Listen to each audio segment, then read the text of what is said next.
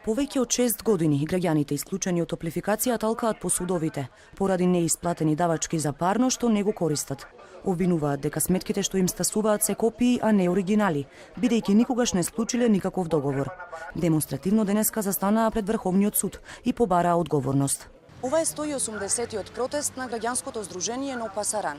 Граѓаните исклучени од топлификација кои со години добиваат сметки за услуга што не ја користат, денеска прстот го вперија во врховните суди. Обвинуваат дека и тие се директни учесници во овој, како што велат, грабеж на народот.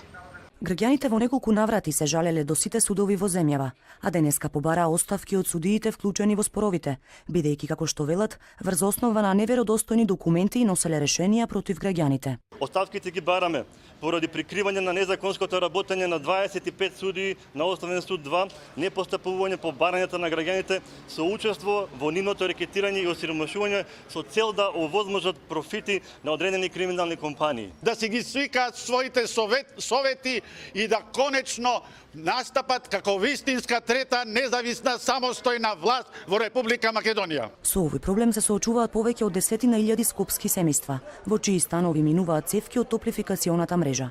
Од Врховниот суд им ветија средба на представниците на Здруженијето Но Пасаран, на која ќе треба да се најде конечно решение и да се стави крај на нивната судска сага.